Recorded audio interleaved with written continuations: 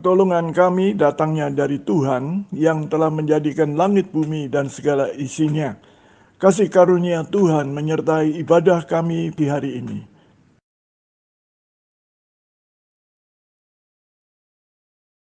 Kita akan siapkan hati kita untuk disiapkan firman Tuhan pada malam hari ini.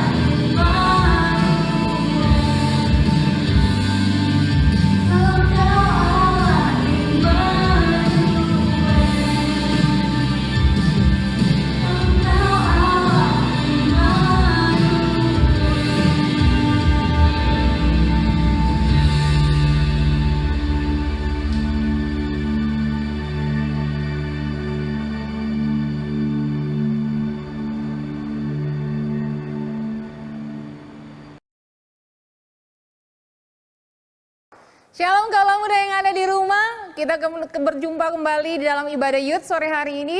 Dan kita akan dengarkan firman Tuhan. Tundukkan kepala dan kita satu di dalam doa. Bapa di sorga, Bapa dalam nama Yesus, kami bersyukur untuk sore hari ini. Karena kami akan siap mendengarkan firman Tuhan. Buka hati kami, Roh Kudus bekerja. Sampaikan rema yang daripada Tuhan bagi setiap pribadi kami yang ada di rumah masing-masing. Kami memperoleh berkat langsung daripada kuasa firman Tuhan. Dan kami percaya kami berkemenangan sebagai kaula muda di tengah-tengah gerejamu. Demi nama Kristus Tuhan kami berdoa bersyukur menyambut firman-Mu. Haleluya. Amin. Shalom kaula muda. Senang rasanya bisa berjumpa kembali.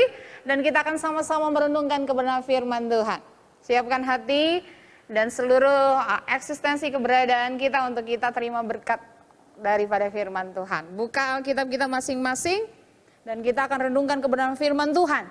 Di dalam Kisah Para Rasul 1 ayat ke-8. Sekali lagi Kisah Para Rasul 1 ayat yang ke-8. Jika sudah dapat kita akan baca bersama-sama satu ayat ini saja. Demikian firman Tuhan. Yesus terangkat ke sorga. Ayat 8 saja. Tetapi kamu akan menerima kuasa kalau Roh Kudus turun ke atas kamu. Dan kamu akan menjadi saksiku di Yerusalem, di seluruh Yudea, Samaria, dan sampai ke ujung bumi. Kaulah muda yang dikasih oleh Tuhan, sama-sama kita akan renungkan dengan tema The Power of Holy Spirit. Sekali lagi, The Power of Holy Spirit atau kuasa Roh Kudus. Kita memasuki minggu kedua dan di bulan ini kita akan memperingati sama-sama pencurahan Roh Kudus.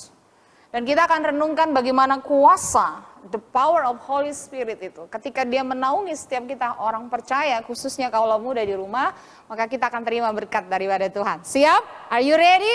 Let's move. Kita baca kebenaran firman Tuhan yang sama-sama tadi kita sudah renungkan, kita akan ketahui bersama. Saya bawa untuk kaula muda bersama-sama, pernahkah kita menerima sebuah hadiah? Ketika kita menerima hadiah dari seorang yang memberi, tentunya kita akan tahu bagaimana perasaan dari seorang pemberi itu, bukan? Misalkan saya memberi sebuah kunci mobil. Sebuah kunci mobil karena saya mengasihi dan saya mau memfasilitasi untuk karyawan saya. Contohnya ya, kalau kita yang bekerja. Atau mungkin adik saya yang harus kuliah. Bagaimana tanggapan dia? Ya, coba saya akan berikan kepada siapa salah satu dari pemuda kita. Ah iya, halo Lucy. Senang sekali. Nah, bagaimana kalau Lucy kakak kasih kunci mobil untuk supaya pergi ke kampus? Bagaimana dengan suasana hati Lucy hari ini? Wah, senang banget. Oh ya? Kalau senang, maka gunakanlah dengan baik. Oke, jadi ketika kita menerima sebuah hadiah dari sang pemberi itu ungkapan satu kasih kita, betul? Siapa yang di sini suka diberikan hadiah oleh pacarnya? Ayo, coklat aja pasti hatinya sudah berbunga-bunga, benar nggak? Ya, misalkan pasangan kaula muda dikasih bunga aja, apalagi bunga bank. Senengnya minta ampun. Betul? Ternyata pemberian itu mengungkapkan perhatian, cinta, ya. Kemudian apa? Satu tujuan kepada yang menerima. Roh Kudus pun demikian. Roh Kudus diberikan bagi kita orang percaya ketika Kristus naik ke sorga punya tujuan. Bagi kita orang percaya, mari kita renungkan sama-sama. Siapakah itu Roh Kudus? Ada orang berkata Roh Kudus adalah zat, ya. Atau ada orang berkata hanya sebuah ilusi. Ada yang berkata hantu, sosok yang tak terlihat. Tapi tahukah kita yang ada di rumah, bukan senyawa atau zat, Roh Kudus adalah pribadi dan itu adalah Allah, ya. Bicara tentang Roh Kudus atau orang Kristen biasanya dikenal, ya banyak orang di luar sana berkata orang Kristen itu mempercayai menyembah 3 Allah. Benarkah demikian? Tidak. Ya. Alkitab berkata bahwa kita percaya satu Allah. Ya. Di dalam eksistensi atau 3 pribadi, itu yang benar. Bukan 3 Allah huruf kecil, Allah-Allah yang tidak tahu dan tidak dikenal. Kalau kita orang percaya, kita mengenal persis siapa Allah kita. Ya. Itu sebabnya 1 Yohanes 5 ayat 7 berkata, sebab ada 3 yang memberi kesaksian di dalam sorga. Bapa, Firman, dan Roh Kudus. Perhatikan, garis bawahi, dan ketiganya adalah satu. Dalam hal ini mereka punya misi sendiri-sendiri dalam 3 pribadi atau eksistensi keberadaannya. Dan ketika Bapa sudah mengutus anaknya Yesus Kristus melakukan misinya di dunia ini, dan Yesus sudah mati, menuntaskan, selesai tugasnya, dia naik ke surga. Dan dia berjanji akan mengirim apa yang dijanjikan Bapa, yaitu Roh Kudus. Karena itu di ayat 1, di pasal 1 ayat 8 tadi, dikatakan firman Tuhan apa? Kata firman Tuhan, you will receive a power when the Holy Spirit come upon you. Kita akan menerima kuasa Roh Kudus. Apa yang dimaksudkan dengan menerima kuasa Roh Kudus? Perhatikan sama-sama. Yang pertama, kuasa Roh Kudus memberikan kita kuasa adikodrati atau supranatural. Ya. Sebuah kekuatan, kuasa yang bukan biasa-biasa saja, berasal dari manusia biasa, tapi pribadi daripada Tuhan. Kalau muda di rumah, pernahkah kita bersama merenungkan tanpa kuasa Roh Kudus, maka kita tidak akan ada di dalam penyertaannya sampai pada zaman hari ini. Betapa luar biasanya kuasa yang namanya supranatural itu ya melewati batas biasa. Ya. Yang biasa-biasa saja. Itu sebabnya perlu kita renungkan sama-sama betapa luar biasanya kuasa itu. Apa yang dimaksudkan dengan kuasa adrikodrati? Ketika kita menerima kuasa Roh Kudus, perhatikan sama-sama. Yang dimaksudkan adalah Roh Kudus memberikan kuasa untuk kita bisa melakukan perkara-perkara yang besar. Ya. Kita bisa menyatakan bagaimana mujizat-mujizat Tuhan terjadi. Ini penting bagi setiap kita orang percaya. Ya. Kuasa adikodrati, kuasa yang supranatural di dalam mengadakan mujizat-mujizat dan mengusir roh-roh jahat. Sebagai contoh, ya, sebagai contoh ketika Petrus berada di Yope, di dalam Kisah Rasul pasal 9 ayat 32 sampai 43 di sana, menyatakan kuasa Allah tidak pernah berubah. Dan peristiwa bagaimana dia menyembuhkan Eneas dan membangkitkan Dorcas. Di dalam Tuhan, kuasanya tetap sama. Karena itu saat ini, kaulah muda yang ada di rumah, percayalah Tuhan juga memberikan kuasa yang sama. Kisah para rasul masa kini ada pada kalian dan saya. Kita menerima kuasa Roh Kudus yang sama. Dan kuasa itu tidak pernah berubah dahulu, sekarang, sampai selama-lamanya, sampai Tuhan Yesus datang kali yang kedua. Dan hari ini juga yang menyertai gereja Tuhan. Petrus dapat membangkitkan orang mati. Bukankah ketika dia sudah mengalami yang namanya baptisan Roh Kudus? Sehingga dia bisa mengadakan mujizat. Banyak orang yang bertobat dan diselamatkan. Mari kita sama-sama merefleksikan dalam kehidupan kita. Sudahkah kita menggunakan kuasa yang tidak pernah berubah itu? Sehingga kita melihat banyak orang datang kepada Yesus.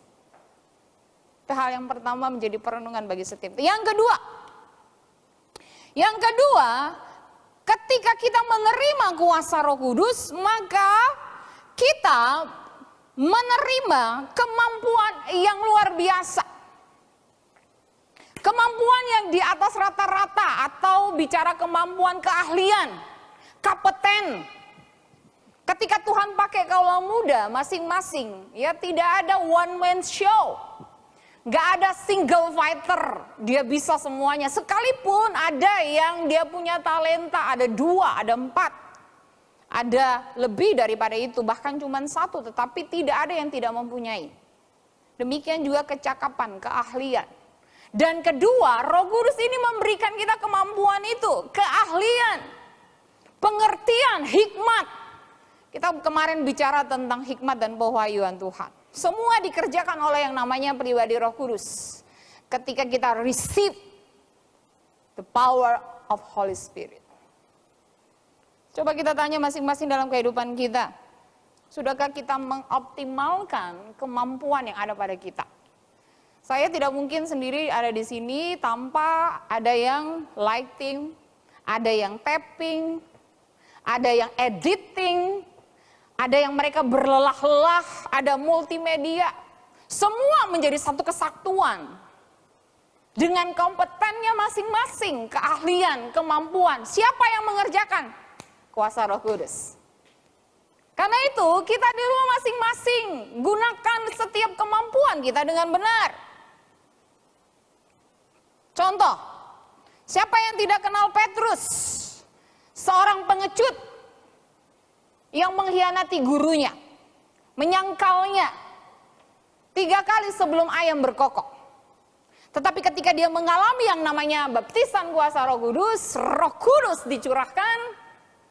Pada waktu hari Pentakosta, apa yang terjadi? Seorang yang pengecut memiliki satu keberanian menjadi pengkhotbah yang luar biasa. Berapa orang diselamatkan ketika dia berkhotbah tentang bagaimana kebangkitan Kristus?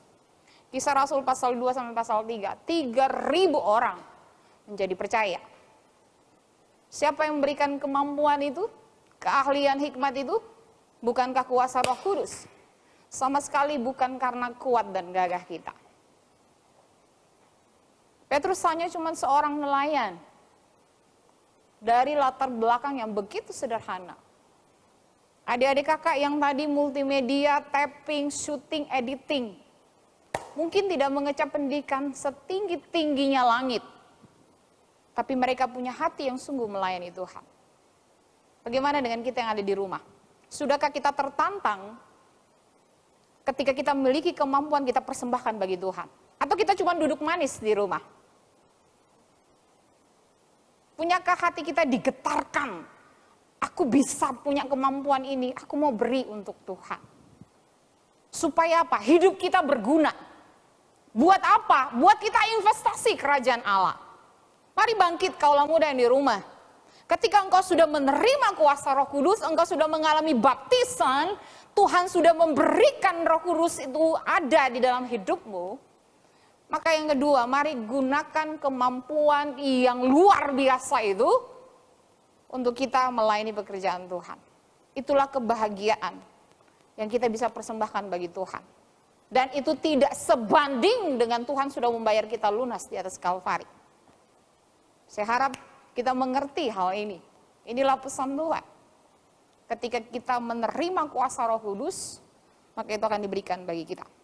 Contoh kedua, Kejadian pasal 31 ayat 2, itu berbicara tentang Besalil yang dipenuhi dengan roh Allah, dengan keahlian, pengertian, pengetahuan, bahkan segala macam pekerjaan. Ada orang berkata dia mungkin arsitek pertama yang merancang bangunan megah pada zamannya, yang betul diurapi, dipenuhi oleh bagaimana dia luar biasa dipakai oleh Tuhan. Setiap kita masing-masing Tuhan berikan kita keahlian, kemampuan di atas rata-rata. Itulah peran pekerjaan kuasa Roh Kudus bagi setiap kita. Dan saya pikir 2 contoh penting ini bagaimana mereka menggunakan apa yang ada pada mereka untuk mereka persembahkan bagi kemuliaan nama Tuhan. Beri kemuliaan bagi Tuhan Allah kita. Amin. Yang ketiga, Ketika kita menerima kuasa Roh Kudus, when we receive the Holy Spirit, yang ketiga, Dia memberikan kita kekuatan dan membawa di dalam kemenangan. Sekali lagi, kuasa Roh Kudus memberikan kita kekuatan dan membawa kita kepada kemenangan lepas kemenangan. Perhatikan dengan baik, ketika Roh Kudus kita menerimanya, kita perkenankan Dia tinggal di dalam hidup kita, maka kita memperoleh kekuatan supranatural atau adrikodrati. Menjadi apa? Pribadi-pribadi yang luar biasa, melakukan perkara-perkara yang dahsyat dan hebat. Itu pekerjaan Roh Kudus yang ketiga. Yang dimaksudkan dengan Kisah Rasul 1 ayat 8. Kamu akan menerima kuasa, the power. Bahasa Yunaninya itu dinamik. Berasal dari kata dunamik. Ya. Ada bahasa lainnya lagi, eklasis. Itu suatu hak kita menjadi anak Tuhan. Tapi yang dimaksudkan Kisah Para Rasul 1 ayat 8, kuasa. Dia tidak hanya memberikan kita kuasa kemampuan yang luar biasa, melebihi manusia biasanya. Tetapi Dia memberikan kita kemampuan atau keahlian, kecakapan untuk mengerjakan pekerjaan yang hebat. Dan yang ketiga, Dia memberikan kita kekuatan dan membawa kita kepada kemenangan lepas kemenangan. 2 Timotius 1 ayat 7 berkata, ayat B, bagian B, Rohnya membangkitkan kekuatan, kasih dan ketertiban. Ini penting bagi setiap kita orang percaya. Pernahkah kita merenungkan bahwa kekuatan yang dimaksudkan di sini adalah kekuatan supranatural atau adrikodrati yang menghadapi segala macam perkara atau keadaan apapun. Saya berikan contoh. Siapa yang tidak kenal dengan Rasul Paulus? Seorang penganiaya umat Tuhan. Dia mengejar-ngejar umat Tuhan untuk dibunuh. Tetapi ketika dia diselamatkan oleh Tuhan, melalui perjumpaan pribadi dengan Tuhan, betapa banyak pengalaman ketika dia harus menghadapi banyak tantangan yang hebat, keadaan-keadaan yang sulit, sukar, tetapi dia tetap berpaut kepada Tuhan. Dia berkata bahwa aku tahu itu kelimpahan, aku tahu itu kekurangan. Apalagi dikatakan aku tahu bagaimana ketika aku dianiaya, bagaimana aku menghadapi banyak tantangan. Aku dicemooh, dicaci. Seperti layaknya Kristus, dan itu adalah kehormatan ketika kita menderita sebagai orang Kristen. Tetapi dalam keadaan begitu kita memperoleh kekuatan untuk kita bisa melaluinya dan menjadi pribadi-pribadi yang berkemenangan. Ayat 8 bagian B dikatakan apa? Kamu akan menerima kuasa dan engkau akan menjadi saksi. Kekuatan kita ketika kita melihat melakukan pekerjaan Tuhan dan hasilnya banyak jiwa dimenangkan. Saksi Kristus, martur bahasa aslinya, berbicara tentang kehidupan kita yang sudah mati dan bagaimana hidup Kristus yang terlihat di dalam kehidupan kita. Sehingga orang lain bisa melihat Kristus dalam kita dan mereka diselamatkan oleh Tuhan. Itu sebab yang ketiga, pekerjaan Roh Kudus ketika kita menerima kuasanya adalah kita diberikan kekuatan yang membawa kita kemenangan pada jiwa-jiwa yang itu kita persembahkan bagi Tuhan. Kalau muda yang ada di rumah yang dikasih oleh Tuhan, percayalah Tuhan rindu memakai kalian dan saya, kita semua menjadi saksi-saksi Tuhan. Banyak memenangkan jiwa bagi kerajaan Allah. Saat-saat sulit yang demikian, hari ini Tuhan mengizinkan kita mengalami yang namanya virus corona. Tapi di saat inilah Tuhan rindu, tidak hanya bagi kita diberikan kekuatan untuk kita berhasil melaluinya. Coba lihat di luar sana berapa kaula muda yang update soal artis Korea. yang banyak terbunuh. Di dalam berapa bulan saja di tahun 2020 lebih dari 4 atau 5 orang artis Korea. Ada yang ditemukan mati karena dia stres. Tapi saya percaya di rumah yang suka nonton film Korea, halo? Ya, jangan stres ya. Ya. Orang yang stres itu orang yang tidak memiliki Kristus. Sehingga keadaan sekitarnya membuat dia tidak berpaut dan mengandalkan Tuhan. Yang ada adalah bagaimana dia mengakhiri hidupnya dan selesai. Dia tidak menderita lagi. Tapi dengar dengan baik, kalau ada roh Allah di dalam dirimu, maka roh itulah yang memberikan kekuatan. Amin. Katakan amin. Kekuatan itulah yang memampukan kita menjadi apa? Saksi Kristus, martur. Dari kata martir, saksi-saksinya Tuhan. So bangkitlah kaulah muda yang ada di rumah. Kita sama-sama menjadi saksi-saksi Tuhan. Kita bawa banyak jiwa, kita bawa mereka dimenangkan sehingga mereka bersama-sama mempermuliakan nama Tuhan. Dan mereka bisa menjadi saksi-saksi Kristus pula. 3 hal penting ini menjadi kekuatan bagi kita. So, bagaimana langkah konkret aplikasinya ketika kita sudah menerima kuasa Roh Kudus? Dengarkan baik-baik kaulah muda yang di rumah, saya berikan 3 tips, 3K. Perhatikan baik-baik. Yang pertama, orang yang sungguh-sungguh hidup rindu dituntun mengikuti kuasa Roh Kudus. Maka dia akan berkobar-kobar, menyala-nyala di dalam dia mengasihi. Dan dia hidup bagi Tuhan. Yang pertama, pertama adalah dia mencintai kebenaran firman Tuhan. Perhatikan yang pertama, tandai dengan baik dan mudah untuk dihafal. Yang pertama, dia mencintai kebenaran firman Tuhan. Berapa banyak kita suka dengan firman Tuhan, ya? Tapi contohlah bagaimana kehidupan daripada Rasul pada mula-mula. Kisah Rasul pasal yang kedua. Kehidupan jemaat yang mula-mula mereka bertekun dengan pengajaran Rasul-Rasul. Mereka menyukai yang namanya firman Tuhan. Mereka sungguh-sungguh mencintai firman Tuhan. Dengar baik, kalau kita tidak cintai firman Tuhan, saatnya firman Tuhan akan diangkat. Dan kita rindu untuk kita bisa membacanya, kita tidak menemukan lagi. Selagi masih ada Alkitab kita pegang, maka cintailah kebenaran firman Tuhan. Itu tanda bahwa hidup kita sungguh-sungguh dipimpin oleh kuasa Roh Kudus. Amin.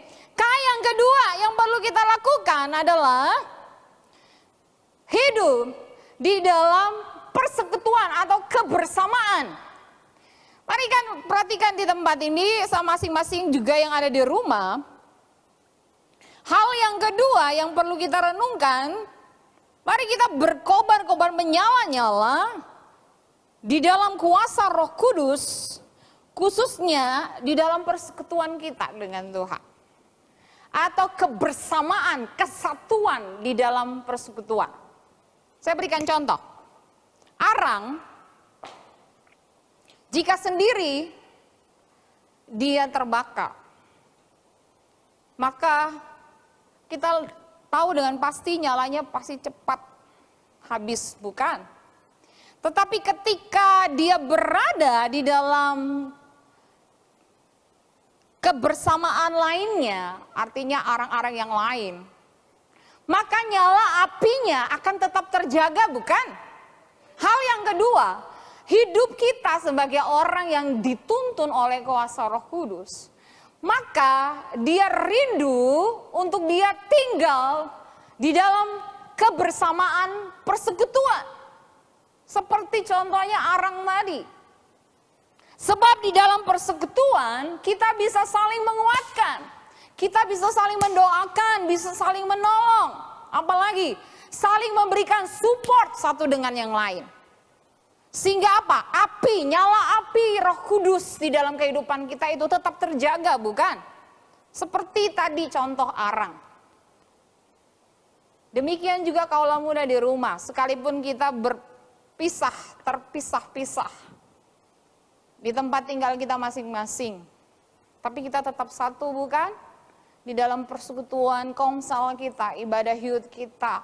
Bahkan setiap kali kalau ada project, mari kita tetap satu. Apa yang bisa kita lakukan?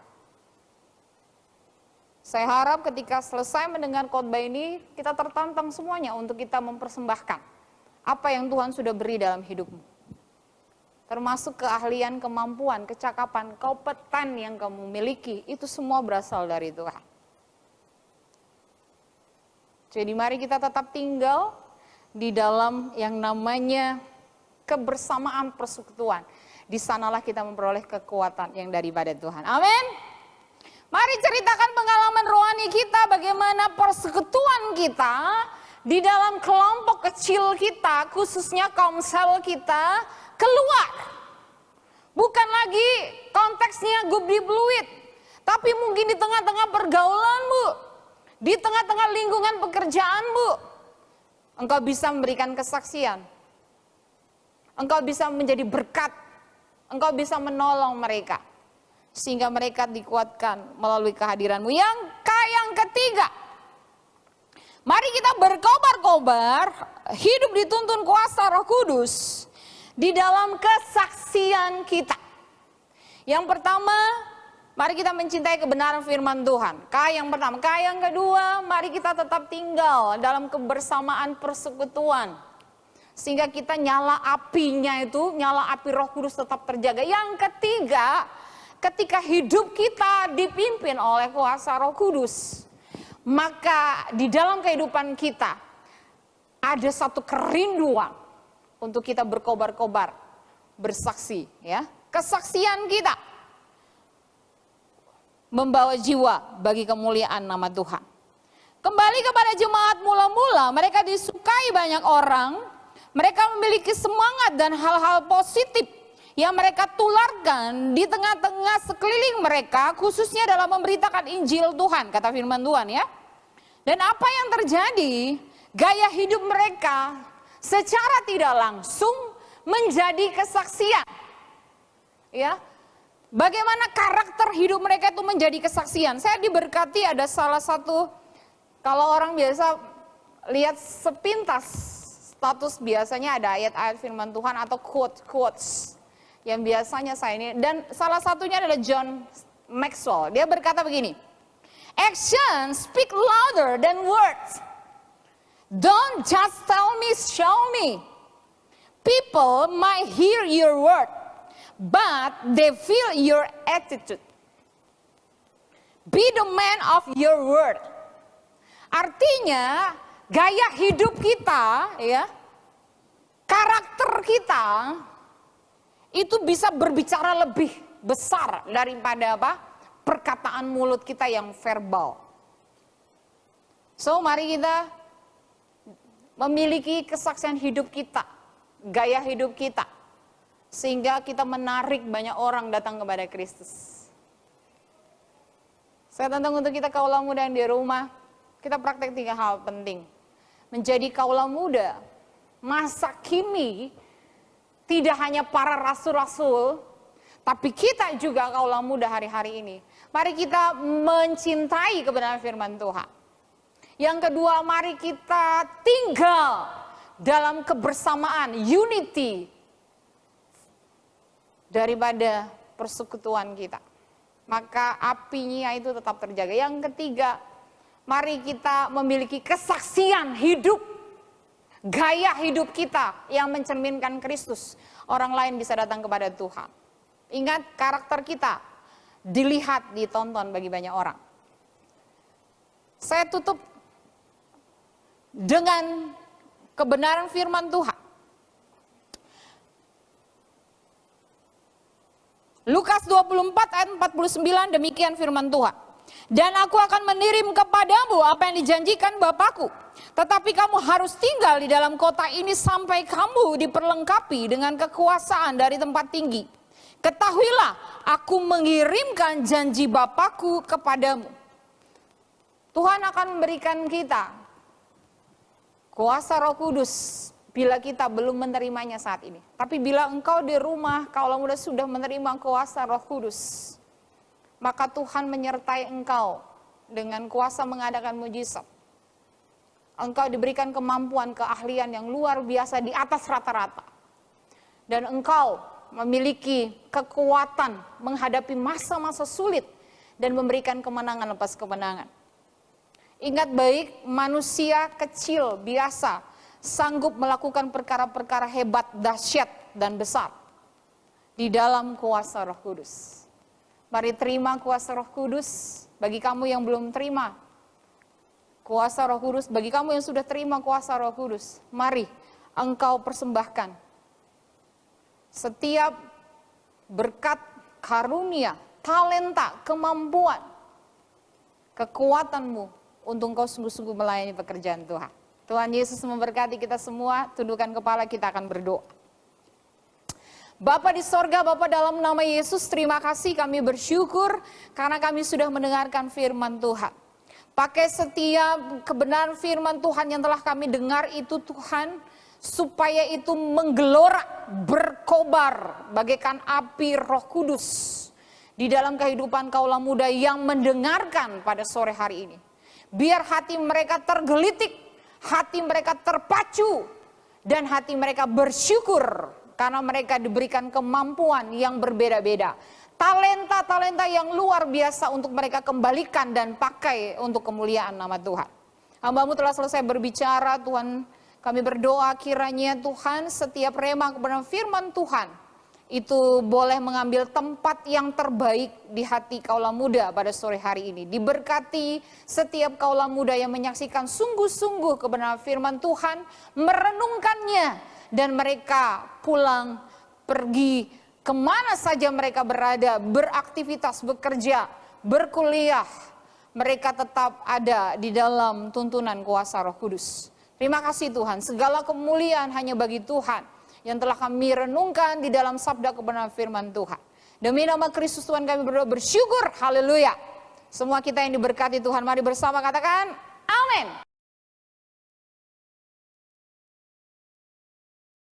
Mari kita menerima berkat Tuhan. Tuhan memberkati dan melindungi engkau. Tuhan menyinari engkau dengan wajah-Nya dan memberikan kasih karunia. Tuhan menghadapkan wajah-Nya kepadamu dan memberikan damai sejahtera. Jemaat kepunyaan Tuhan yang kukasihi, terimalah berkat Allah, kasih karunia Tuhan Yesus Kristus, kasih Allah dalam persekutuan dengan Roh Kudus, menyertai kita semua sampai selama-lamanya. Amin.